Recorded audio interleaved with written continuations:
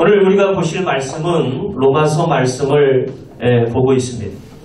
로마서 말씀은 하나님의 복음의 핵심, 진수를 담고 있습니다. 이 우리 로마서 말씀을 1장부터 8장까지 말씀을 보면서 그 복음에 대한 내용들이 거의 전반이 다 드러났고 복음의 진수가 확실하게, 명확하게 우리 가운데 밝혀졌습니다. 9장부터 오늘 읽은 11장까지의 본문 내용의 말씀을 우리가 하나의 주제로 나누어 본다면 유대인을 향한 애타는 하나님의 마음과 하나님의 구원이라고 하는 큰 주제로 우리가 구분해 볼 수가 있습니다. 누구를 향하신? 유대인을 향한 애타는 하나님의 마음과 하나님의 구원의 작정이 오늘 9장부터 11장까지의 큰 주제로 나누어 볼 수가 있습니다. 그 주제 속에서 오늘 로마서 11장 말씀을 우리가 함께 말씀을 나누고 있는데 지난주 말씀을 여러분 기억하십니까? 하나님께서 택하신 하나님의 은혜 받는 자들의 모습을 우리가 함께 살펴봤습니다. 하나님 앞에 은혜 받은 자들의 모습, 하나님께서 택하셔서 남은 자들의 모습들을 우리가 함께 묵상했어요. 일주일 동안 그런 은혜 가운데 살아가셨으리라 믿습니다. 네. 옆에 분들 한번 얼굴을 보면서 그런 은혜 가운데 살아가셨는지 한번 확인을 해보겠습니다. 한번 질문을 던져보세요. 옆에 분들에게. 그런 은혜로 사셨습니까? 사셨던 것 같아요. 감사합니다. 여러분, 그런 은혜 받은 자들로서 살아가는 삶으로 우리가 하나님께 영광을 올려드려야 될 줄로 믿습니다. 아멘. 또한 우리는 오늘 이 로마서 11장 말씀을 놓고만 봤을 때에 이 그러므로라고 하는 헬라어로 접속사인 운이라고 하는 그러므로라고 하는 접속사를 통하여 세 부분, 세 파트로 나누어서 말씀을 나누어 묵상하고 있습니다. 지난주에 말씀을 우리가 함께 기억하시죠? 11장 1절 말씀의 그러므로, 그리고 오늘 읽은 본문의 11절 말씀의 그러므로, 그리고 또 어디에 그러므로가 나와 있을까요? 그렇습니다. 다음 주에 볼 말씀인 22절 말씀의 그러므로. 왜 그러므로라고 하는 이 운 접속사를 통해서 하나님께서 사도 바울을 통하여 오늘 로마서 말씀을 기록하고 계시는지를 우리가 오늘 말씀을 통하여 확인하고, 하나님께서 이 그러므로, 그러니까는 앞에 있는 내용들을 받아서 그 말씀을 강화시키고 확증하는 역할을 하는 이 접속사 그러므로를 주제로 두 번째 그러므로인 하나님께서 믿는 자들이 믿음으로 서게 되어지고 믿지 않는 자들은 꺾여지는, 가지가 꺾이듯이 꺾여지는 그러한 모습을 통하여 오늘 여기에 모인 분들이 하나님 앞에 믿음으로 세워져 가고 서가는 은혜가 있기를 다시 한번 축원을 드리겠습니다. 네. 사도 바울은, 우리가 사도 바울을 한번 생각해 보겠습니다. 사도 바울은 이방인의 사도로서 본문 13절 말씀처럼 자신의 직분을 영광스럽게 여긴다고 말하고 있습니다. 사도 바울의 직분은 어떤 직분이죠? 이방인의 사도로서 그는 부름을 받았다라는 거죠. 그렇습니다. 사도 바울은 하나님께서 열방을 주께로 돌아오게 하기 위하여 세워진 하나님의 시대적인 사역자, 아주 귀한 사역자임을 우리는 볼 수가 있습니다. 예수 그리스도께 부르심을 받은 사도 바울은 부활의 주님을 만난 뒤에 주님께서 원하시는 사역에 초점을 맞추게 됩니다. 그것이 뭐냐면 바로 열방에 복음하였습니다. 세계 열방에 이스라엘 백성들뿐만 아니라 그 담을 넘어서 하나님의 복음이 땅끝까지, 전 세계 열방까지 이르도록 복음을 전하는 복음화의 사역을 사도 바울은 감당하기를 원했던 것이고, 그 사명을 가지고 불타는 사명으로 살았던 것이 사도 바울의 사명이었음을 우리는 볼 수가 있습니다.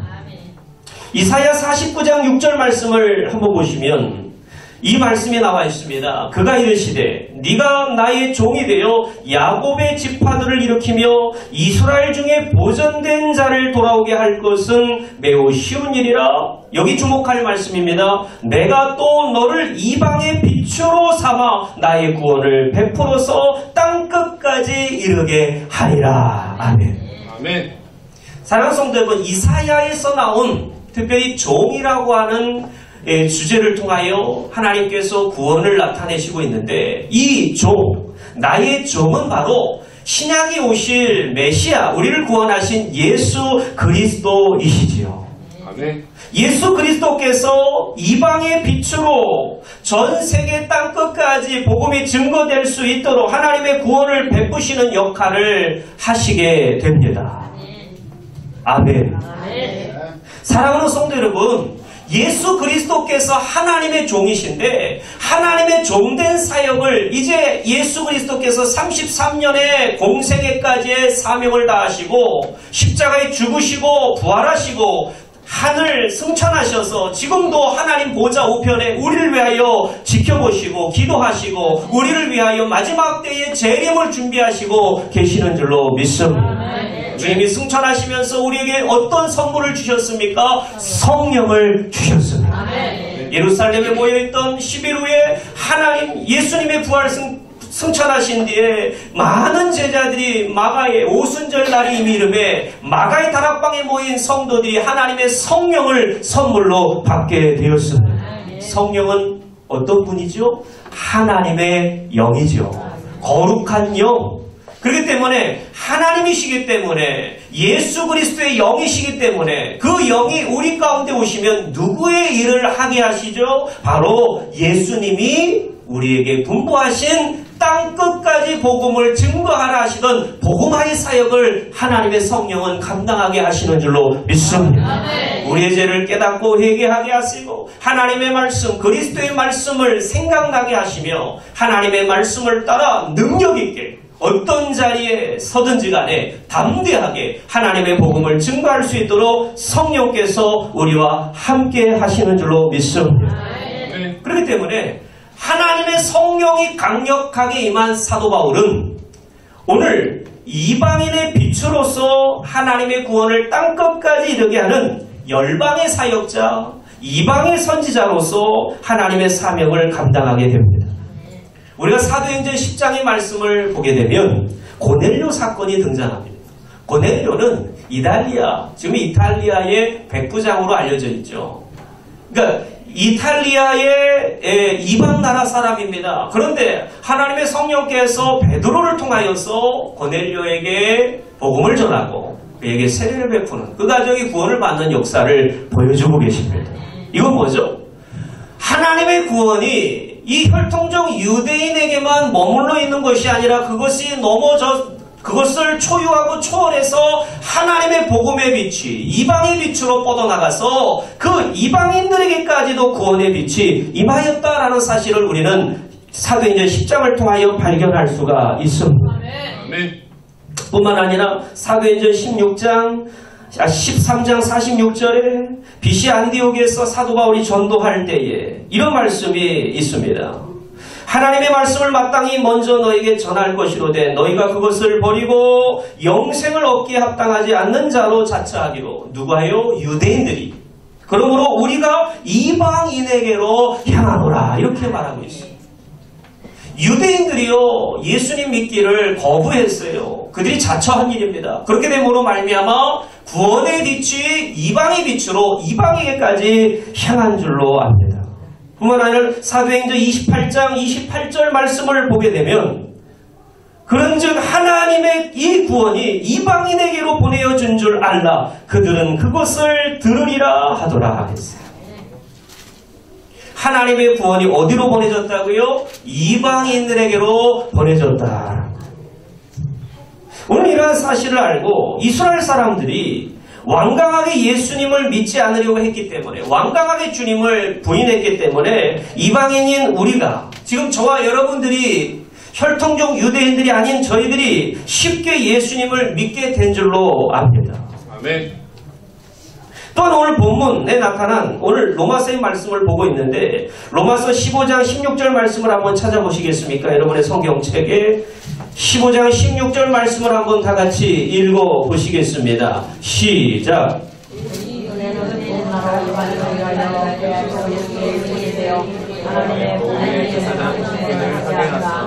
이방인의 제물로 드리는 것이 성령 안에서 거룩하게 되어 받으실 만하게 하려 하십니다. 아멘 아멘. 이 은혜는 곧 나로 이방인을 위하여 그리스도 예수의 일꾼이 되었다. 뿐만 아니라 이방인들을 제물로 드리는 것이 성령 안에서 거룩하게 받으실 만한 것이 되었다라고 사도 바울이 자신을 그렇게 표현하고 있습니다.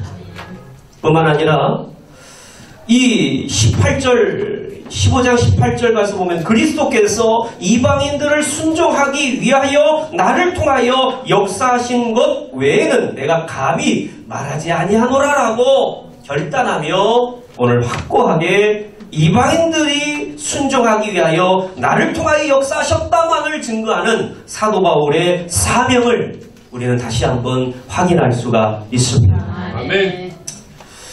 여러분, 그러나 우리는 지금 9장부터 11장까지 말씀을 중심으로 보면서 줄곧 사도 바울은 이방인들에게까지 복음이 힘있게 전해질 수 있었던 근본적인 이유가 바로 유대인들에게 있었다라는 사실을 말씀하고 있어요. 우리가 예수님을 믿을 수 있었다라고 하는, 우리가 구원을 받을 수 있게 되었다라고 하는 이런 놀라운 기쁨의 소식은 유대인들을 통하여서 유대인들 때문에 그 이유가 거기에 있다라고 우리에게 말씀하여 주고 있는 거예요.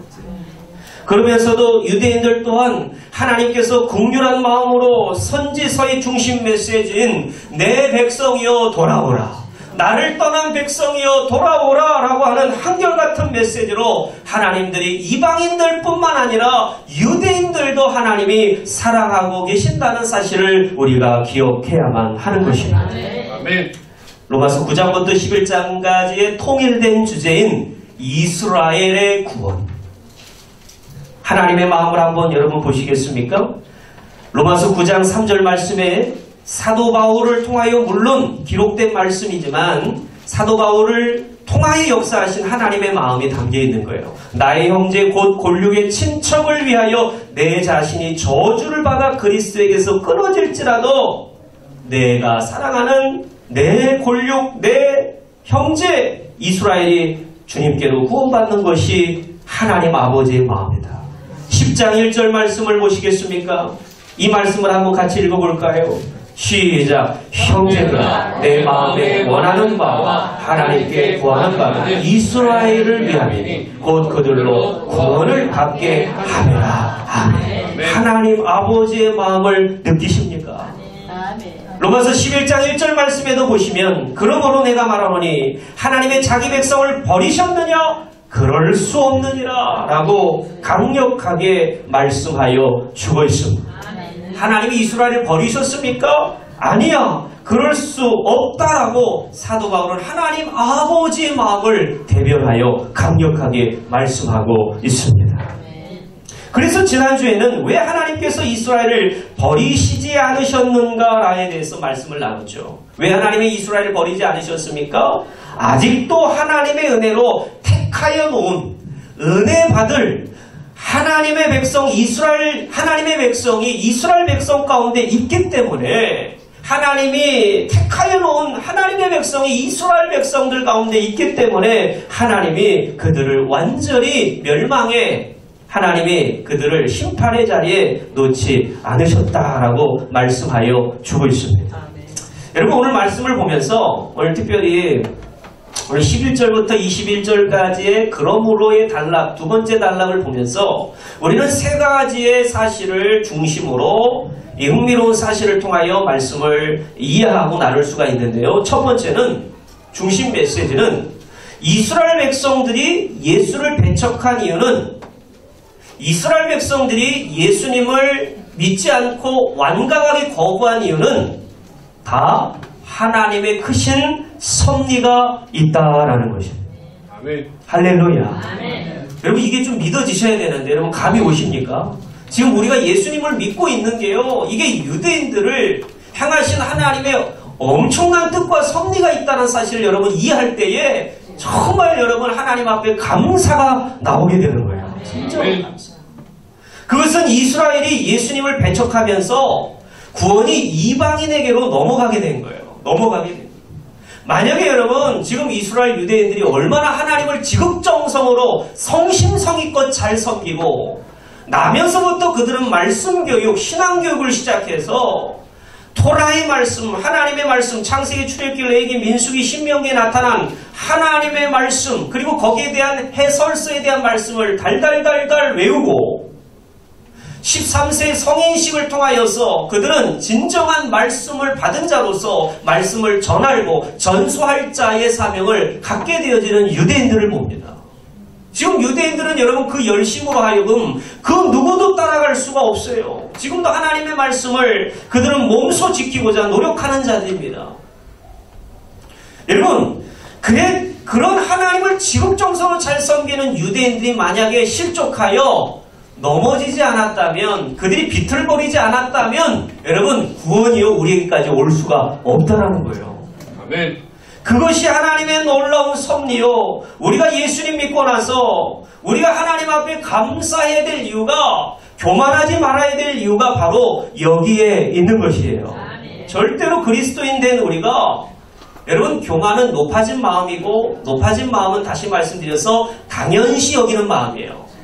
모든 걸 당연시 여기는 거예요. 우리의 구원도, 우리가 호흡하고 숨쉬는 것도, 아침에 오늘 눈을 떠서 하나님 앞에 주님의 전에 나올 수 있는 것, 이 사실 하나하나를 당연시 여기게 되면 우리의 마음이 높아지게 되고 그 마음을 교만이라고 부르는 거예요. 그렇기 때문에 우리는 거꾸로 어떤 마음을 가져야 됩니까? 우리는 낮은 자리에서, 겸손한 자리에서 모든 것이 다 누구의 은혜입니까? 하나님의 은혜입니다. 라고 고백할 수 있는 자들이 돼야만 하는 것입니다. 아멘. 이것이 바로 하나님이 우리에게 오늘 말씀을 통하여 주시고자 하는 메시지예요. 두 번째는요, 우리가 얻어야 될 흥미로운 사실은, 비록 지금 예수님을 잘 믿지 않고 유대인들이 모르고 있지만 결국 유대인들이, 이방인들이 예수님을 잘 믿고 그들이 정말 주님을 통하여 얻는 행복과 그 복음으로 말미암는 기쁨을 보고 나서 시기가 나고 시기심이 나고 질투심이 나서 나중에 이스라엘 백성들 중에 얼마의 사람들이, 오늘 본문의 11장 14절 말씀에 나타난 얼마, 그 얼마의 이스라엘 백성들이 다시금 돌아오게 될 것이다 라고 하는 사실을 우리가 두 번째 기억할 수가 있습니다. 세 번째로는 이스라엘 백성이 마지막에 회개하고 돌아오면 하나님의 재림의 때가 가까움에 이스라엘 백성들, 지금 혈통적 유대인들, 예수님 믿지 않고 있는 99.9%가 예수님을 믿지 않고 있는 그 이스라엘 땅에 있는 사람들이 다시금 회개하고 돌아오게 되면 전 세계가 지금보다도 영광스러운 축복을 누리게 될 것이다 라고 말씀하여 주고 있습니다. 오늘 이러한 맥락에서 저는 세 가지의 포인트를 잡고 말씀을 드리고 오늘 맺고자 합니다.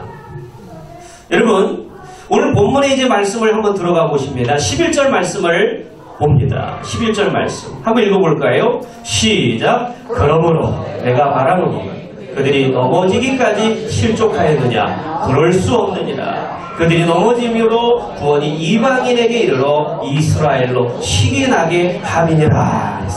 자, 이 말씀을 잘 주의 깊게 살펴서 읽어야 됩니다. 그러므로 내가 말하노니 그들이 넘어지기까지 실족하였느냐? 이 말은 그들이 실족해서 넘어졌다라는 것입니까? 넘어지지 않았다라는 것입니까?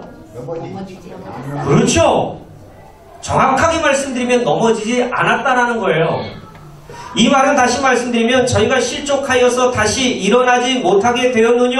절대 그렇지 않다라는 것입니다. 그들은 넘어지지 않았다라는 거예요. 잘 보세요. 여기서 실족이라는 단어를 봅니다. 그리고 넘어짐이라는 단어를 여러분 보십니다. 이 말씀을 이해하셔야 돼요. 여기 원문으로 말씀을 보면 이 실족이라고 하는 단어가 발이 미끄러져서 비틀거림, 이게 실족이거든요. 그러니까 미끄러운 바닥에 발이 미끄러져서 비틀거리다가 그들이 바로 서는 그런 모습들이 실족입니다. 여기 본문에서 이야기하는 실족. 이것은 여러분 위험한 상태에 놓인 거죠. 사실 그들이 예수님을 믿지 않는 이 사실만큼 위험한 사실은 없는 것입니다. 왜요? 구원은 오직 예수 그리스도를 통하여 나는 줄로 믿습니다. 구원은 오직 길이요 진리요 생명이신 예수 그리스도께 있는 것이기 때문에. 여러분, 이스라엘 백성이 지금 완악해서 예수님을 믿지 않고 있는 상태만큼 위협적이고 위험한 일이 또 어디 있겠습니까? 그렇기 때문에 그들은 비틀거렸다가 넘어지지 아니하였기 때문에 바로 설 소망이 그들에게 있다라는 거예요. 그들에게 있다. 소망이 있다라는 거예요. 그런데 여기 11장 11절 말씀에 두 번째 넘어짐이 나와요. 그들이 넘어짐으로 이 구원이 이방인에게 이르러 이스라엘로 시기나게 함이라 그랬어요. 그죠? 오늘 여기 나타난 이 넘어짐에 대해서 우리가 함께 또 보게 되는데요. 여기 넘어짐은 그 위에 나와 있는 첫 번째 넘어짐과 다른 넘어짐입니다.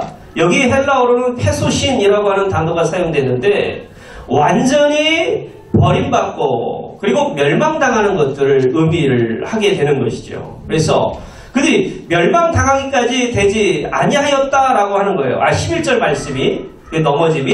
근데 12절 말씀의 넘어짐을 말씀드리고 있는 거예요. 12절 말씀의 넘어짐은 이 파라토마티라고 하는 사실인데 여기 넘어짐이라고 하는 표현보다는 이런 표현이 맞아요. 범죄함이 세상의 풍성함이 되며 라고 그랬어요. 풍성함이 되며. 12절 말씀에 정정합니다. 넘어짐이 범죄함과 같은 단어예요. 그러니까 이것은 뭡니까? 하나님 앞에 오염과 타락으로 말미암아 완전히 소망이 없는 상태의 넘어짐이 12절 말씀의 넘어짐입니다. 그렇기 때문에 11절에 나와 있는 실족과 넘어짐은 잠시 일시적으로 그들이 미끄러졌다가 일어나는 실족과 넘어짐이라면 오늘 12절에 나타난 것은 범죄함. 그들의 범죄함으로 말미암아 세상의 풍성함이 되며 그들의 실패가 이방인의 풍성함이 되거든 하물며 그들의 충만함이리요 라고 말씀하여 주고 있는 것이에요. 또한 여기서 여러분 하나님께서 이스라엘 백성들로 하여금 다시금 그들이 돌아오게 하는 그런 방법론적으로 이야기를 하면 바로 그 방법 하나가 있다면 그들의 시기함입니다. 시기함. 여기 11절과 또한 나와 있는 말씀을 보게 되면 14절 말씀에도 그들의 내 골육에 아무쪼록 쉬게 하게 하여 그들 중에 얼마를 구원하려 함이라. 하나님의 놀라운 지혜가요. 여기 시기함. 이 시기하다라고 하는 것이 뭐냐면 자극하여 질투함으로 라고 우리가 말씀을 직역할 수가 있어요. 시기함이 그 사람을 자극하고 질투함으로 그들을 돌아오게 할 것이다. 이 말씀을 잘 이해하셔야 됩니다. 하나님께서 이스라엘 백성들을 돌이키기 위한 방법 그 하나가 충격요법을 통해서 그들을 자극해서 즉 시기나게 하고 질투심을 유발해서 돌아오게 하신다라는 것이에요. 여러분 아이가 둘 키우는 자녀가 있는 집에는 한 아이가요 엄마가 자꾸 이렇게 뭡니까 밥을 줘도 밥을 안 먹는 아이들이 있어요. 네. 매를 부르는 아이들이 있잖아요. 맞습니다. 그런데요 쌍둥이나 아니면 이 둘을 키우는 집에서는요 이 질투심 요법으로 통하여서 아이들을 밥을 먹이기도 한다고 합니다. 이 밥을 안 먹는 아이를 내버려 두고 이 한 아이가 또 다른 아이가 있을 거 아닙니까? 그 아이에게 밥을 주면서 칭찬을 해주며 막 쓰다듬어주고 사랑을 해주며 이 아이는 밥을 먹게 되잖아요. 그러면 이 아이가요 막 먹지 않겠다라고 숟가락 뿌리쳤던 아이가 자기도 밥 달라고 달려드는 거예요. 아멘. 아주 이해가 쏙 되시죠? 여러분 지금 유대인들 저는 오늘 말씀을 준비하면서요 여러분 저는 이런 회개가 됐어요. 제가 살면서요 제가 신앙생활 하면서요 유대인들을 위해서 기도해 본 적이 한 번도 없어요. 여러분들은 어떠세요? 하나님 말씀에요 그들이 다시금 돌아올 것이다 그들이 회개하고 돌이킬 것이다 라고 하는 소망의 말씀이 있는데 우리는 믿고 싶지 않은 거예요. 별로 내 살기도 바쁜 거예요. 좀 내 신앙생활하기도 너무 급급한 거예요. 근데 여러분, 오늘 신앙의 성숙은요, 하나님께서 열방을 향하여 땅끝까지 우리에게 복음이 증거된 것처럼 다시금 복음이 이스라엘 백성들에게까지 그들의 마음을 치고 그들의 견고한 진을 무너뜨려서 예수 그리스도를 믿고 그들이 회개하고 돌이킬 날이 올 줄로 믿고 우리는 기도해야 될 줄로 믿습니다. 아멘. 주님의 날이 온다. 이런 충격요법을 통하여서 시기심, 질투심, 유발을 통하여 돌아오게 된다는. 그렇기 때문에 먼저 예수 그리스도를 믿는 자들은, 예수 그리스도를 먼저 믿는 자들은 잘 되어야 될 줄로 믿습니다. 아멘. 할렐루야. 아멘. 잘 돼야 돼요. 아멘. 우리가 그냥 아무런 잘 되는 근거 없이, 그냥 근거 없이 우리가 막 그냥 얼굴에 미소와 기쁨과 행복이 있고 자신의 목숨도 아끼지 않고 주님을 위해 순교하는 모습을 보면서 또 실제적으로 잘되게 하심으로 말미암아 지금 믿지 않는 자들이 돌아오게 하실 하나님의 놀라운 방법론적인 이 충격요법을 통하여 지금도 믿게 될 영혼들이 있다라는 거예요. 그렇기 때문에 여러분의 신앙과 여러분의 실제적 삶이 잘 됐고 축복의 삶이 되시기를 주님의 이름으로 축원을 드리겠습니다. 아멘. 그러면 질문을 한번 여기서 드립니다. 저와 여러분들은 지금 여러분 주변에 있는 세상으로 하여금 질투나게 하는 삶을 살고 있는지 돌아보시고, 여러분의 삶이 지금 내가 예수님 믿고 있는 자인데 믿지 않는 많은 형제 친지들, 많은 이웃들이 있는데 그들로 하여금 질투나게 하고 있는지를 돌아보셔야 돼요. 그것이 여러분 내가 지금 예수님을 잘 믿고 있는지 믿지 않고 있는지를 분별하는 분별법입니다. 여러분, 하나님께서는 이 충격요법, 질투심요법을 통해서 유대인들도 다시금 하나님 앞으로 돌아오게 하실 하나님 아버지의 긍휼한 마음을 갖고 계십니다. 그리고 두 번째 우리가 가질 중요점은요, 17절부터 19절까지의 말씀인데요. 바로 어떤 말씀이 나와 있죠? 원의 농법을 통해서 우리에게 교훈을 주시는 내용이 나와 있어요. 오늘 말씀이 보니까 막 돌감람나무가 나오고 참감람나무가 나와요. 여기 감람나무는 이해하기 쉽게 말씀을 드리면 올리브나무예요. 요즘 우리 한국 식탁에도 외국에서 수입을 해서 올리브 열매를 먹죠. 저희 집에서도 식탁에 올라오는데 그 올리브 열매를 먹는 생산해내는 나무가 올리브나무거든요. 그게 감람나무예요. 그래서 제가 오늘 이 설명을 좀 여러분들에게 좀 자세하게 설명을 해드리고 싶은데 제가 농대를 나오질 못했어요. 농대를 나왔다면 잘 기가 막히게 설명을 했을 텐데 그 농법의 조예가 없어서 제가 말씀을 이 한 주간 준비하면서 실제로 저희 셋째 이모님 가운데 전남 구례에서 육묘장을 크게 하고 계시는 이모님이 계세요. 그래서 제가 연락을 취했습니다. 그래서 인터뷰를 하게 됐어요. 너무 궁금한 거예요. 저는요, 가지를 잘라서요, 전지에서 접붙여 본 일도 없어요. 그냥 이론적으로는 아는 거죠. 하나님 말씀에 나와 있으니까. 그래서 여쭤봤거든요. 그랬더니요, 놀라운 말을 많이 듣게 됐어요. 정말 신기하더라고요. 여러분, 우리가 수박을 여름날 시원하게 먹잖아요. 수박을 먹는데요. 수박을 요즘에는요, 얼마나 발달이 됐냐면 그 수박을 잘 건강한 좋은 수박으로 수확하기 위해서 박나무 뿌리 있지 않습니까? 박나무 뿌리에다가 그 가지, 박나무 가지를 자르고 거기 가지에다가 자른 데다가 수박 가지를 접붙입니다. 그리고 이게 본드로 붙이든지 과거엔 본드로 붙여도 요즘에 이렇게 고무 박킹으로 된 그런 박킹으로 그것이 사람들이 손가락이 잘리면요, 그거 바로 붙여놓고 병원으로 뛰어가면 이 손가락 살 수 있습니다. 생명체인 나무도 마찬가지더라고요. 그 안에서 자른 가지에서 진액이 나오더니 그러면 여러분 어떤 열매가 맺혀질까요? 수박. 그렇습니다. 박 열매가 맺혀진 게 아니라 수박 열매가 맺혀져요. 자, 또 한 가지, 이 고추를 잘 여러분 농사 지으실 것 같으면 잘 들어보세요. 고추를 잘 재배하고 수확하기 위해서는 이 가지나무 뿌리를 갖다가 그 가지를 잘라서 고추 가지를 접붙이면요, 거기에 아주 실한 고추가 맺게 된다는 거예요. 잘 제가 말씀드린 걸 들으셔야 돼요. 여러분, 나무가 감람나무 나무인데 그 감람나무 가지에 나무의 가지를 잘라서 거기에다가 돌 감람나무를 접붙이면 그럼 무슨 열매가 맺혀야 돼요? 돌 감람. 그렇죠. 돌 감람나무가 맺히는 게 당연한 거예요. 제가 자주 드리는 말씀인데 좋은 나무에서는 좋은 열매를 맺고요. 나쁜 나무에서는 나쁜 열매가 맺힌다 그랬어요. 포도나무에서는 포도 열매가 맺히고요. 배나무에서는 배 열매가 맺혀지게끔 돼 있어요.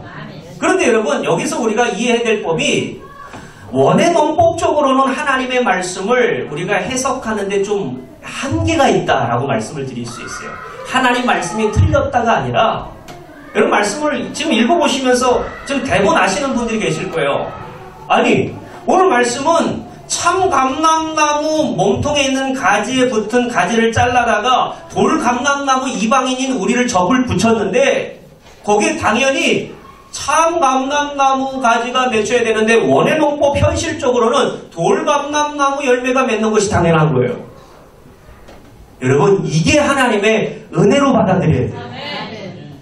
여러분, 우리는요 죄의 본성을 헤어나올 수도 없고 이겨낼 수도 없는 자인데 하나님의 놀라운 축복과 은혜로 말미암아 우리를 돌 감람나무의 우리를 참 감람나무로 여겨주시고 그런 축복을 누리도록 예수 그리스도를 통하여 우리에게 은혜의 문을 열어주신 줄로 믿습니다.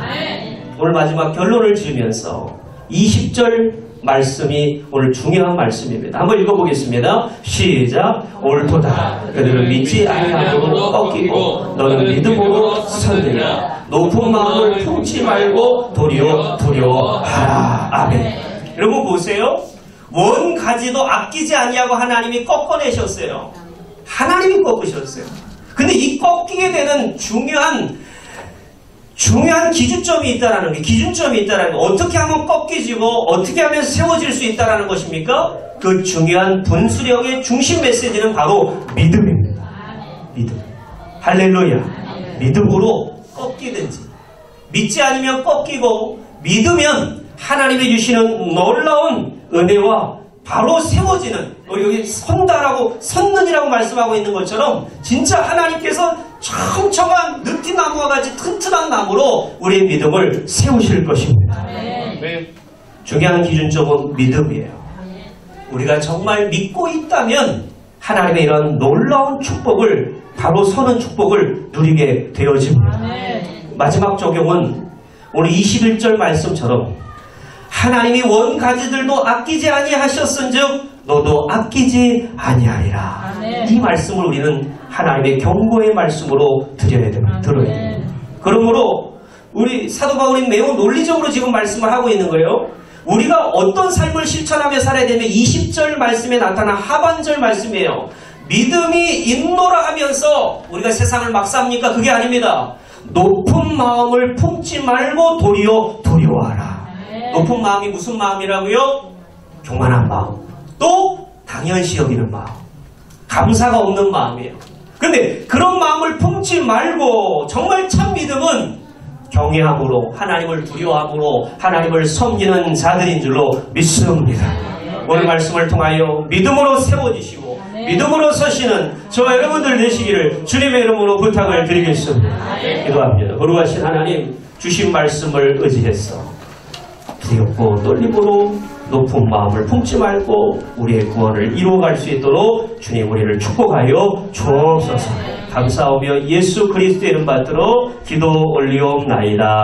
아멘.